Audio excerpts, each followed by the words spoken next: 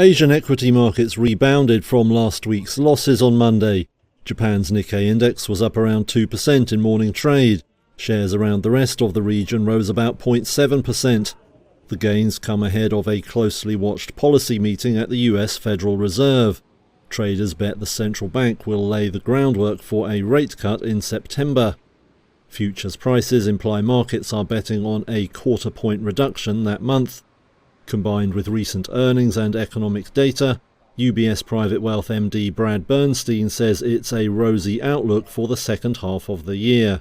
So you have better than expected economic growth, you have better than expected earnings, and you have a Fed that's going to make money cheaper and cut interest rates, which will stimulate corporate America and the economy. So it's a really positive setup going into the second half of the year.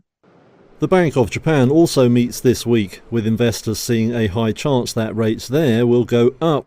That would close the gap with the Fed and ease pressure on Japan's embattled yen. The Bank of England meets too, with prospects for a rate cut there looking finely balanced. It's also set to be a huge week for earnings, with some 40% of the S&P 500 by market worth set to give updates. Numbers are due from big names including Microsoft, Apple, Amazon and Facebook parent Meta.